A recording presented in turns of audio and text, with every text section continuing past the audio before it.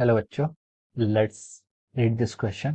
So this question says, a biker stand on the edge of a cliff 490 meter above the ground and throws a stone horizontally with an initial speed of 15 meter per second. Which one of the following statement is correct? Option A, the time taken by the stone to reach the ground is 30 seconds. Option B, the time taken by the stone to reach the ground is 20 seconds. Option C, the speed with which it hits the ground is 99 metre पर second and option D is none of the above. Okay, तो चलिए बच्चों, अब हम इस question को start करते हैं।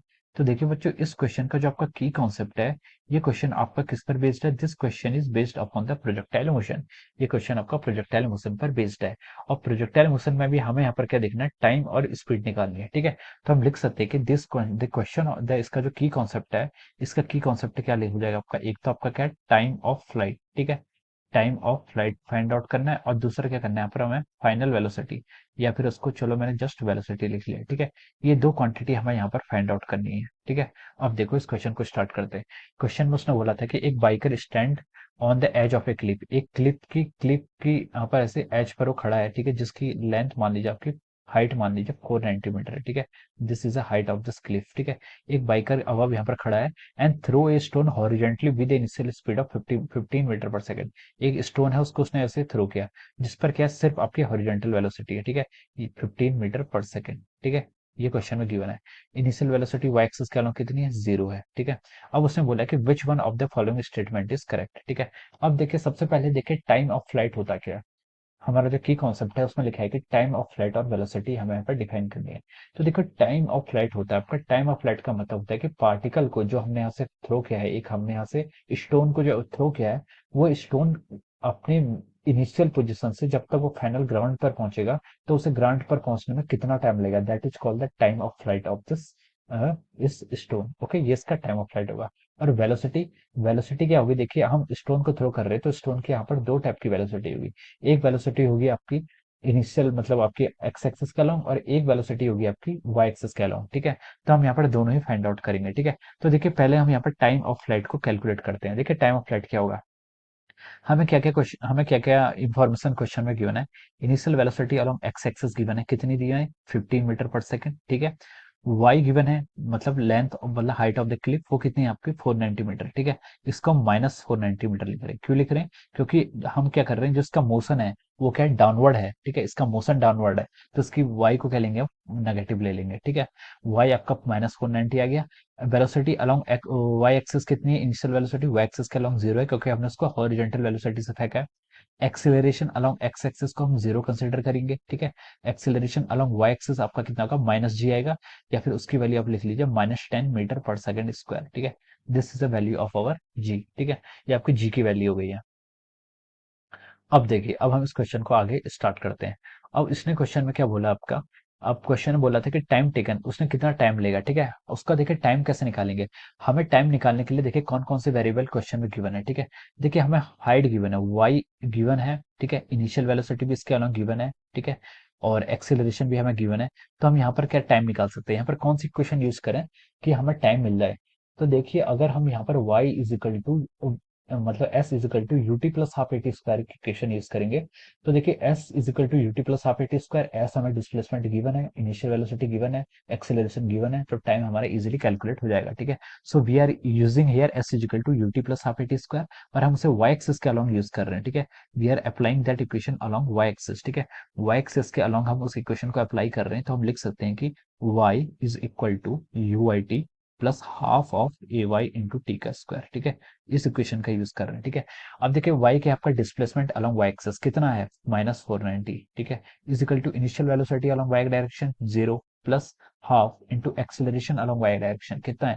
-10 इंटू ऑफ आवर टी का स्क्वायर। ओके, अब देखिए यहाँ से क्या जाएगा आपका? 490 आपका लेफ्ट साइड में है, इज इक्वल टू 10/2 कितना हो जाएगा? 5 टी स्क्वायर। ठीक है, नेगेटिव से नेगेटिव हमने यहाँ पर कैंसिल कर लिया। ठीक है, तो देखिए आपकी जो यहाँ से टी स्क्वायर की वैल्यू आ गई है, वो कितनी आ रही है आपके? यहाँ से 98 आ रही है। टी स्क्वायर की वैल्यू कितनी आ गई आपकी? 98 आ गई है। और अगर हम यहाँ से टी की वैल्यू कैलकुलेट करें यहाँ से, ठीक है, तो अगर हम यहाँ पर से आपकी टी की वैल्यू कैलकुलेट करेंगे, तो ये लगभग लगभग देखिए आपकी 10 सेकंड में आ जाएगा। ठीक है, टी आपका 10 सेकंड के अप्रोक्स हो जाएगा। ठीक है, this is coming out to be around 10 second. ठीक है, ये आपका 10 सेकंड के इक्वल आएगा। देखिए अगर हम यहाँ पर एक्सीलरेशन की वैल्यू 9.8 लेते, अगर हमने यहाँ पर ए वाई की वैल्यू -9.8 ली होती, तभी आपका एग्जैक्ट 10 आता है। ठीक है, तो देखिए क्वेश्चंस में अगर आपको मेंशन नहीं होता है तो आपको 9.8 ही लेना चाहिए, लेकिन इस क्वेश्चन में हमने 10 ले लिया। ठीक है, मतलब आंसर आपका फिर भी उतना एक्यूरेट आ जाएगा कि 10 सेकंड इसका आंसर हो जाएगा। ठीक है, तो ये आपका आ गया टाइम टेकन आ गया।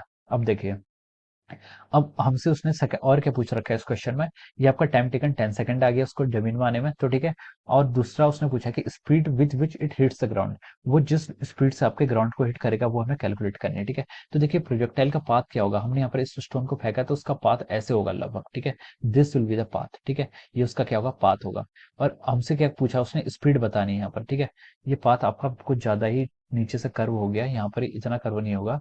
इसका पाथ आपका जो होगा वो लगभग इस तरीके का होगा। ठीक है, this will be the path, इस तरीके का पाथ होगा। ठीक है, तो यानी कि जो उसकी स्पीड आ रही, फाइनल वेलोसिटी ये आ रही है। ठीक है, तो इस वेलोसिटी के देखिए दो कंपोनेंट होंगे, एक कंपोनेंट आपका वीएक्स डायरेक्शन के अलॉन्ग होगा, एक कंपोनेंट आपका वीवाई के अलॉन्ग होगा। ठीक है, एक कंपोनेंट वीएक्स के अलॉन्ग होगा, एक कंपोनेंट आपका वीवाई के अलॉन्ग होगा। ठीक है, तो हमें यहाँ पर बताना है कि उसकी जो वो ग्राउंड पर हिट करेगा तो वहां पर उसकी स्पीड फाइंड आउट करनी है। ठीक है, तो देखिए एक्स एक्सिस के अलॉन्ग तो यहाँ पर कोई एक्सेलरेशन था ही नहीं। ठीक है, तो जो इसकी इनिशियल वेलोसिटी है वही फाइनल वेलोसिटी भी होगी। ठीक है, तो वी एक्स तो हम लिख सकते हैं कितनी होगी, यू एक्स के इक्वली होगी, यानी कि 15 मीटर पर सेकंड। ठीक है, अब बात आई थी आपकी वी की, ठीक है, वी फाइंड आउट कैसे कर सकते हैं हम, देखिए वी के लिए जो आपकी इक्वेशन होगी, आपको यू गिवन है, एक्सेलरेशन गिवन है, टाइम गिवन है, तो फाइनल वेलोसिटी तो आप आराम से निकाल सकते हैं। ठीक है, ये हो जाएगी u y plus a y into t. ठीक है, वी की आपकी final velocity along y direction, ये हमें कैलकुलेट करनी है। Initial velocity along y direction कितनी है, 0, plus acceleration along y direction कितना है,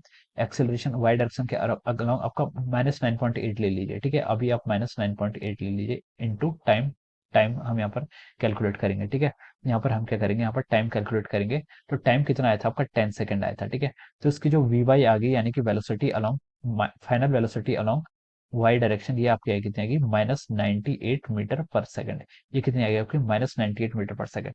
-98 मीटर पर सेकंड का मतलब ये है कि ये वेलोसिटी आपकी नेगेटिव डायरेक्शन में आई है। किस डायरेक्शन में आई है, नेगेटिव डायरेक्शन में आई है। तो हम लिख सकते हैं, देखिए वी एक्स तो आपकी कितनी रहेगी, वी एक्स आपकी सेम ही रहेगी। वी एक्स कितनी रहेगी आपकी, 15 मीटर पर सेकंड रहेगी। ठीक है, और वी वाई के अलॉन्ग जो आपकी वेलोसिटी आई है वो कितनी रहेगी आपकी, 98 मीटर पर सेकंड रहेगी। ठीक है, और ये कितनी थी आपकी, 15 मीटर पर सेकंड। हमसे उसने पूछा था कि the speed which it hits the ground, किस स्पीड से ग्राउंड को हिट करेगा। ठीक है, तो वो क्या होगा, इन दोनों स्पीड का क्या होगा, रिजल्टेंट हो जाएगा।